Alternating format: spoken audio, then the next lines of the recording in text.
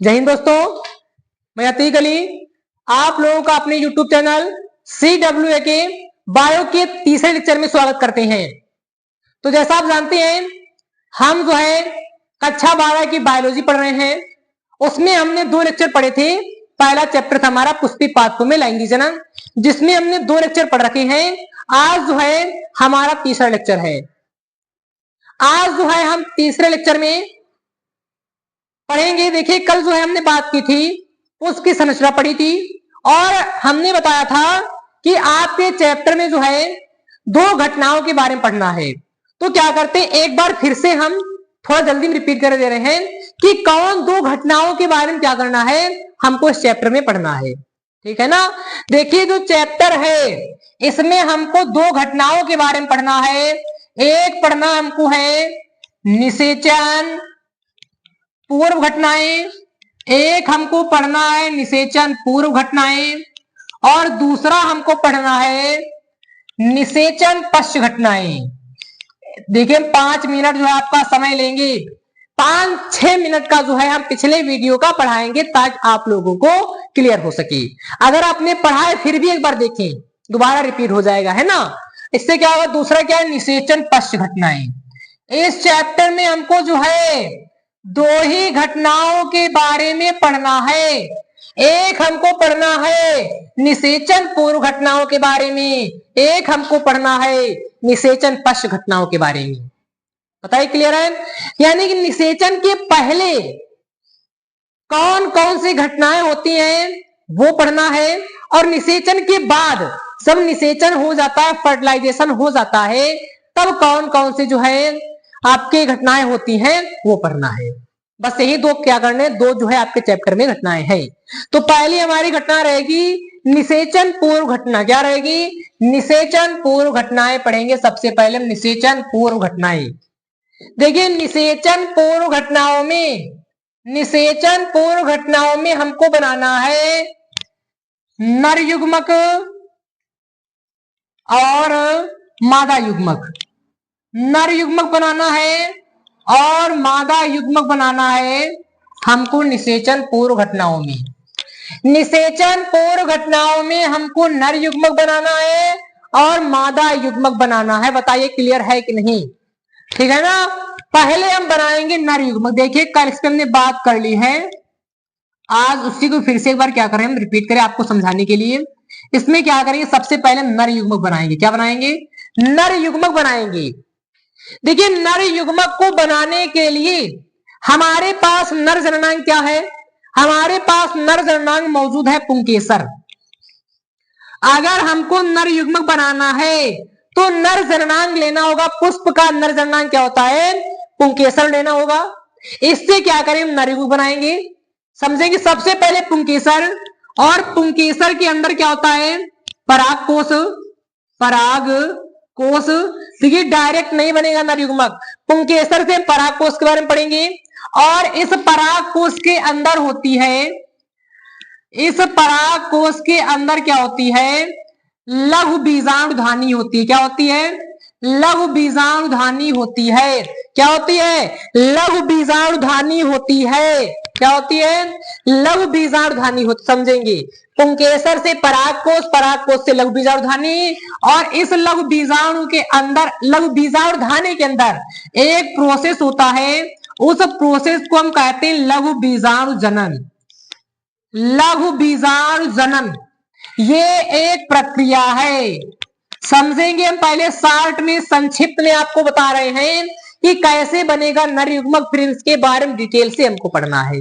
सबसे पहले पुंकेसर से पराग कोश, लघु बीजाणुधानी, और लघु बीजाणुधानी के अंदर क्या होता है, लघु बीजाणु जनन होता है, जो एक प्रक्रिया होती है। और इस लघु बीजाणु जनन के बाद क्या होता है, इस लघु बीजाणु जनन के बाद क्या होता है, इसमें होता है अर्धसूत्री विभाजन होता है। क्या होता है, अर्धसूत्री विभाजन होता है। क्या होता है, अर्धसूत्री विभाजन होता है। और इस अर्धसूत्री विभाजन से क्या बनता है, लघु बीजाणु बनता है। क्या बनता है, लघु बीजाणु बनते हैं। और इस लघु बीजाणु से फिर क्या होता है, इस लघु बीजाणु से बनते तुम्हारे पराग कण बनते हैं। क्या बनते हैं, परागकण बनते हैं जो नर युग्मकोद्भिद होते हैं। कैसे होते हैं? जो कैसे होते हैं? नर युग्मकोद्भिद होते हैं। कैसे होते हैं? नर युग्मकोद्भिद होते हैं। बताइए समझ रहे कि नहीं? नर युग्मकोद्भिद का मतलब होता है जो परागकण है वो नर युग्मक से बना है, इसलिए हम इसे क्या कहते हैं? नर युग्मकोद्भिद कहते हैं। फिर इससे क्या होता है? परागकण आपके बन गए और परागकण से आपका क्या होता है?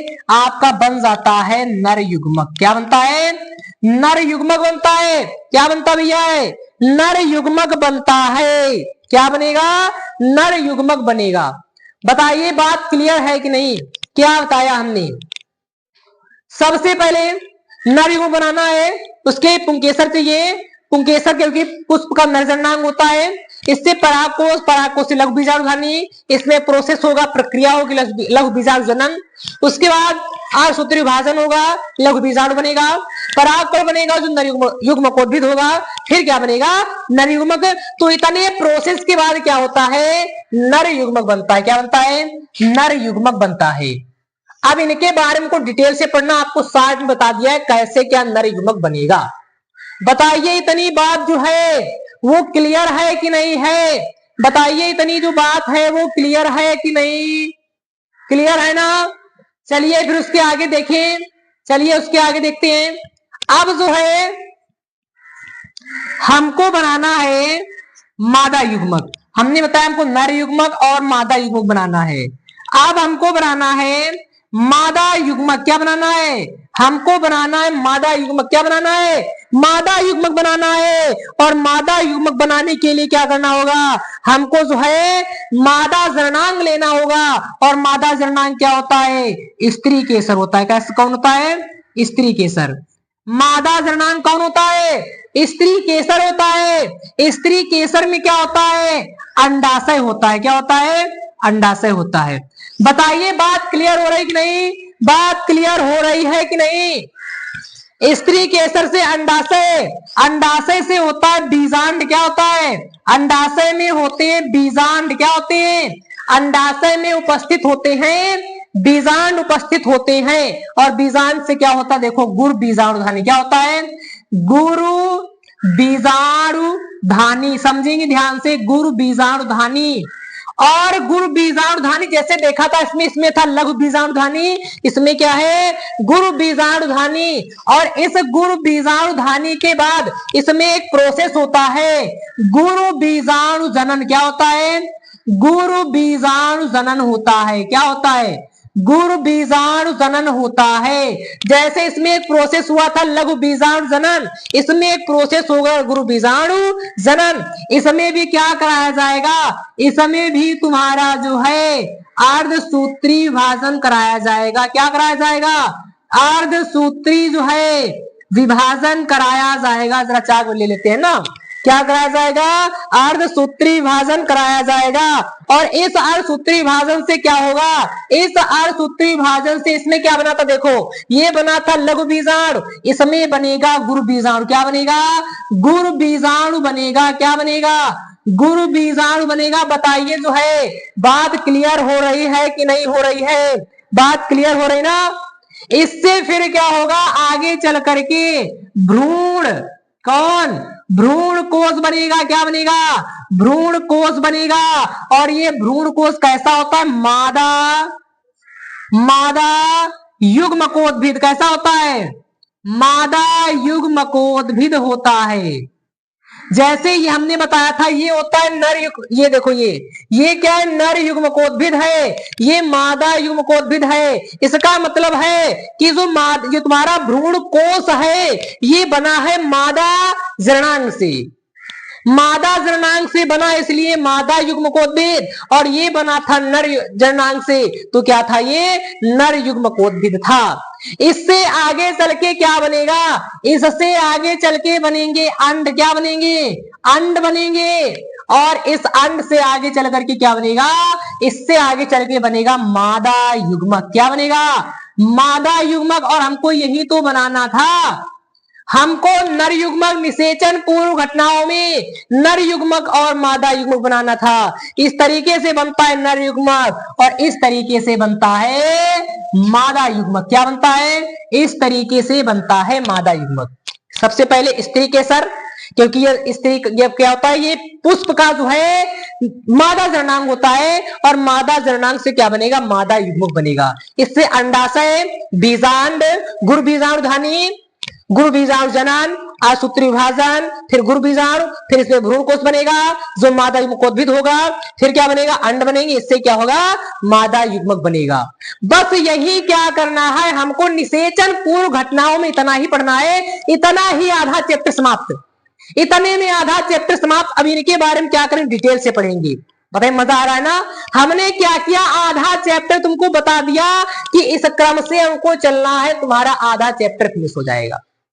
बताइए, बात क्लियर है? आप इसका स्क्रीनशॉट लीजिए या इसको नोट करिए, फिर उसके आगे जो है हम आपको बताते हैं।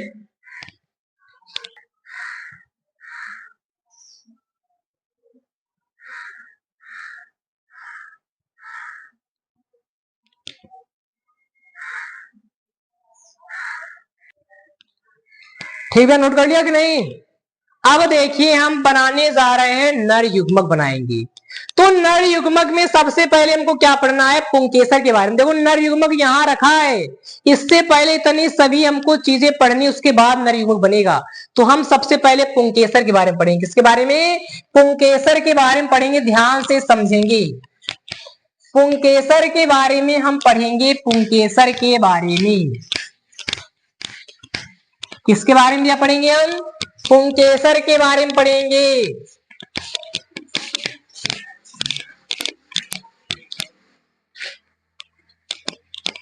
किसके बारे में पढ़ेंगे भैया? पुंकेसर के बारे में पढ़ेंगे। किसके बारे में? पुंकेसर के बारे में पढ़ेंगे। देखो, पुंकेसर सबसे पहला हमारा रहेगा पुंकेसर। क्या रहेगा भैया?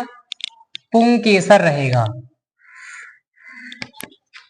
देखिए, जो हमारा पुंकेसर होता है, क्या होता है? पुंकेसर। कल वाले लेक्चर में जो है हमने इस पर कल भी जो है चर्चा की थी, लेकिन आज को थोड़ा डिटेल से हम पढ़ेंगे। देखिए, जो पुंकेसर होता है, जो पुंकेसर होता है वो कुछ इस तरीके का होता है। देखिएगा जरा, समझिएगा भैया, इस तरीके से। देखो, ये जो ऊपर ये वाला किसी भी तरीके से जुड़ा हो सकता है, इसे जो है आपके सिलेबस में बताते हैं आपको। ये कुछ इस तरीके भी जुड़ सकता है।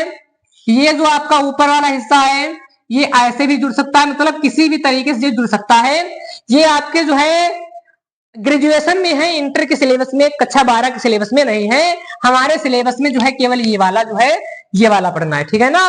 तो हम इसीलिए पराकोस को इस तरीके से बनाएंगे, मतलब सॉरी पुंकेसर को। तो हमारा पुंकेसर मान लिया कि ये हमारा पुंकेसर है। क्या भैया है? पुंकेसर है कि नहीं? पुंकेसर यही तो हमारा पुंकेसर है भैया कि नहीं? ये हमारा पुंकेसर है। अब जो पुंकेसर होता है तो समझेंगे, इसमें हम पॉइंट बना के लिखेंगे कि जो पुंकेसर होता है वो दो भागों से मिलकर के बना होता है। पुंकेसर जो है, अपने नोट्स बड़े करते जाना है ना, हम यहाँ शार्ट में लिखेंगे, आप लोग लिखेंगे कि पुंकेसर दो भागों से मिलकर बना होता है। अगर हम पूरा लिखेंगे समय चला जाएगा, है ना? दो भागों से मिलकर बना होता है। आप होता जोड़ सकते हैं ना? दो भागों से मिलकर के बना होता है। कौन? पुंकेसर दो भागों से मिलकर के बना होता है। या पुंकेसर के दो भाग होते हैं। सबसे पहला भाग हमारा क्या होता है? सबसे पहला हमारा भाग होता है पराग कोश। क्या होता है? पराग कोश होता है। और दूसरा हमारा क्या होता है? पुतंतु होता है। क्या होता है? पुतंतु। एक परागकोश, देखिए पुंकेसर के दो भाग, एक परागकोश एक पुतंतु। ये जो ऊपर वाला हिस्सा होता है इसको हम कहते हैं परागकोश। क्या कहते हैं? परागकोश। आप अपने नोट्स बनाते जाएंगे, हम शार्ट में लिखेंगे दो भागों से मिलकर बना। कौन बना? पुंकेसर। आप कैसे लिखेंगे? पुंकेसर दो भागों से मिलकर के बना होता है। सबसे पहला परागकोश और पुतंतु। ये क्या होता है? परागकोश और डंडी नुमा जो संरचना होती है, ये जो डंडी नुमा संरचना होती है इसको हम कहते हैं पुतंतु। क्या कहते हैं? इस डंडी नुमा संरचना को हम क्या कहते हैं? पुतंतु कहते हैं। इतनी बात क्लियर है। अब देखिए क्या है, कई कई पुस्तकों ने क्या कर रखा है, इस पुंकेसर को 3 भागों में बांट रखा है। वैसे तो पुंकेसर के मेन 2 ही प्रकार होते हैं, पुंकेसर के 2 ही भाग होते हैं। जो पुंकेसर होते हैं उसके 2 ही भाग होते हैं, लेकिन कई पुस्तकों ने क्या किया, 3 भाग दिए हैं।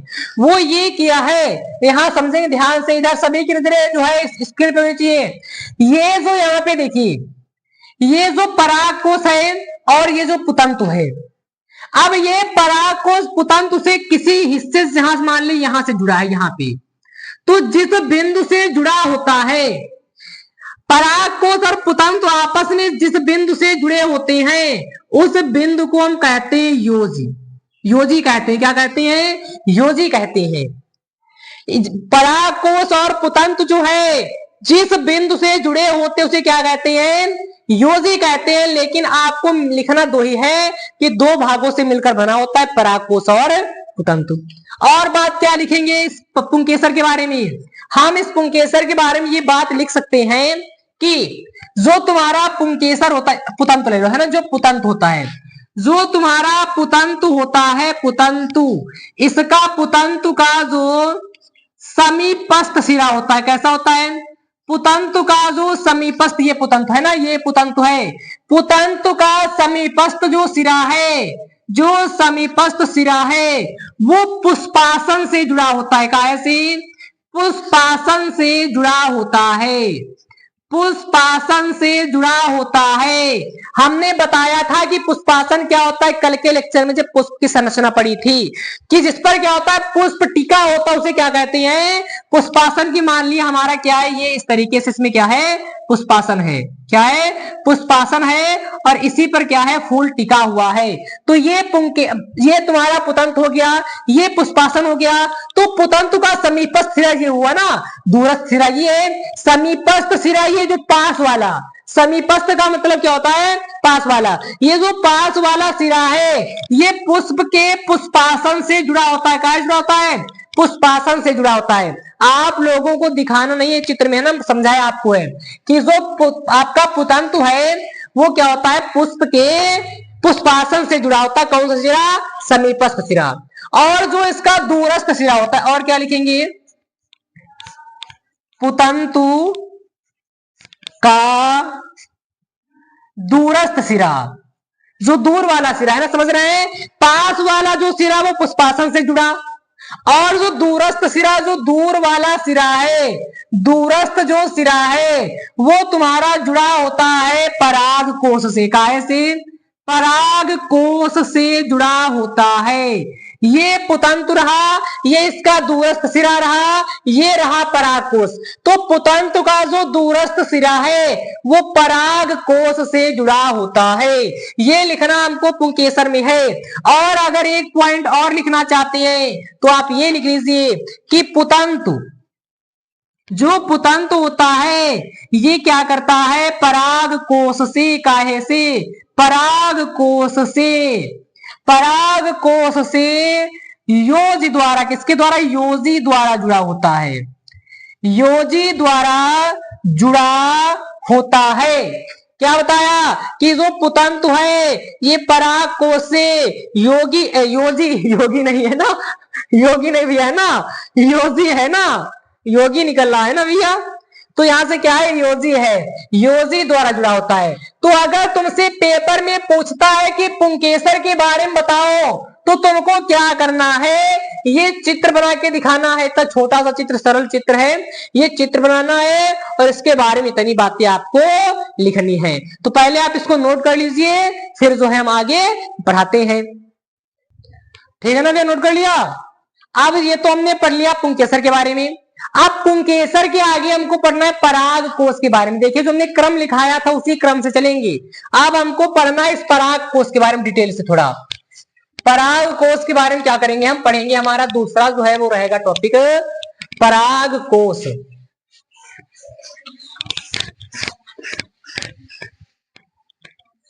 पराग कोश हमारा रहेगा दूसरा टॉपिक, समझो पराग कोश। पराग कोश किसके बारे में पढ़ेंगे भैया? पराग कोष के बारे में। हमने पराग कोष की संरचना कुछ इस तरीके से बनाई थी, है ना। ये देखिए, ये क्या है तुम्हारा?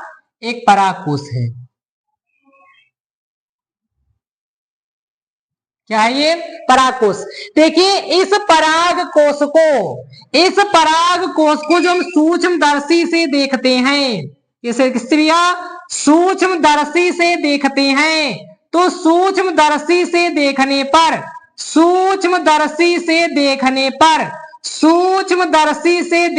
पर कुछ इस तरीके का दिखाई देता है। सूक्ष्मदर्शी से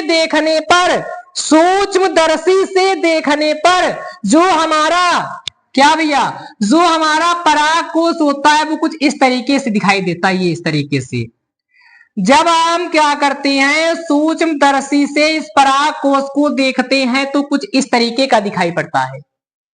ठीक है ना। पराग कोष ये भी है, पराग कोष ये भी है। ये सूक्ष्मदर्शी से देखने में ऐसा लगता है पराग कोष। तो पराग कोष में हम क्या लिखेंगे? ध्यान से समझेंगे। क्या लिखेंगे? एक प्रारूपिक पराग कोष। एक प्रारूपिक पराग कोष द्विपालित संरचना है। आप चाहे तो पैराग्राफ बना के लिखिए या आप पॉइंट बना के लिखिए। द्विपालित संरचना है। संरचना समझेंगे क्या बता रहे हैं हम कि एक प्रारूपिक पराग कोष द्विपालित संरचना है। देखिए, द्विपालित जैसे दो पालियां होती, एक पाली ये, फर्स्ट पाली ये हो गई, देख पा रहे हैं ना। ये एक पॉली ये यानी कि सेकेंड पॉली ये हो गई। तो फर्स्ट पॉली और सेकेंड पॉली यानी कितनी पॉलियां हैं? इसमें दो पॉलियां हैं, इसलिए क्या कहते हैं? एक प्रारूपिक जो पराग कोष होता है वो द्विपालित होता है। कैसा होता है? द्विपालित होता है। और ये प्रारूपिक क्या होता है? देखिए, प्रारूपिक पर हम बता रहे थे कि मतलब जो पराग कोष होता है, कई प्रकार से जुड़ा, कुछ इस तरीके से होता है, कुछ इस तरीके से होता है, कुछ इस तरीके, मतलब अलग अलग प्रकार से जुड़ा होता है वो तंतु से। लेकिन 80 से 90% जो कोष होते हैं वो इस प्रकार के होते हैं, उसे हम कहते हैं प्रारूपिक। यानी कि ज्यादा जो होता है ना वो क्या है? प्रारूपिक। तो कैसा है? द्विपालित। समझे कि नहीं? जो पराग कोष है वो द्विपालित है। एक पाली ये हो गई, एक पाली ये हो गई। या इसमें देख सकते हैं, एक पाली ये हो गई है ना फर्स्ट, ये फर्स्ट पॉली, और ये क्या हो गई? Second poly. ये फर्स्ट पॉली, ये सेकेंड पॉली, ये इधर फर्स्ट और इधर ये सेकेंड। या ऐसे कह सकते हो, ये फर्स्ट पूरी, ये सेकेंड। जैसे भी कहना चाहे आप, पालियां बन रही, दो पाली है ना, एक पॉली ये, एक पॉली ये, एक पॉली ये, एक पॉली, दो पाली ना। चाहे इधर देखें दो पाली, इधर देखें तब भी दो पाली है। तो क्या है? तुम्हारा जो पराग कोष है वो कैसा है? द्विपालित संरचना है। और इस मतलब जो तुम्हारी प्रत्येक जो पाली होती है, प्रत्येक जो तुम्हारी पॉली होती है, प्रत्येक पॉली में दो कोष्ठ होते हैं। कितने होते हैं? प्रत्येक पाली में दो कोष्ठ होते हैं। प्रत्येक पॉली में दो कोष्ठ होते। देखिए, एक पॉली ये, एक पॉली ये, एक कोष्ठ यहां पे होता है, एक कोष्ठ यहां पे होता है, एक कोष्ठ यहां पे, एक कोष्ठ यहां पर। मतलब क्या होता है? मतलब हम बता रहे हैं कि इसमें क्या होता है? प्रत्येक पाली में दो कोष्ठ होते हैं। क्या होते हैं? दो कोष्ठ होते हैं। या आप ऐसे भी समझ सकते हैं, देखिए आप ऐसे भी समझ सकते हैं कि दो कोष्ठ अगर ना बनाना चाहे ऐसे समझ सकते। देखिए जरा थोड़ा ध्यान से समझो, ध्यान से। अगर दो कोष्ठ की बात की जाए तो एक कोष्ठ ये हो गया, एक कोष्ठ ये हो गया, है ना। इधर एक कोष्ठ ये हो गया, एक कोष्ठ ये हो गया। तो फर्स्ट पाली में एक कोष्ठ और दो कोष्ठ, इधर सेकेंड पाली में एक कोष्ठ और दो कोष्ठ। तो ये क्या है? ये तुम्हारे यहाँ कोष्ठ क्या है? कोष्ठ है। हमने क्या बताया कि प्रत्येक पाली में क्या होते हैं? दो कोष्ठ होते हैं। तीसरा पॉइंट जो है, तीसरा पॉइंट हमारा ये रहेगा कि जो तुम्हारा पूर्ण पराग कोष होता है, कैसा होता है? पूर्ण जो पराग कोष होता है, ध्यान से लिखेंगे नोट्स। पूर्ण पराग कोष जो होता है वो चतुष्कोणीय, कैसा? चतुष्कोणीय। समझेंगे क्या होता है? चतुष्कोणीय, चतुष्कोणीय संरचना है। चतुष्कोणीय संरचना है। सो पूर्ण पराग कोश होता है वो चतुष्कोणीय संरचना है।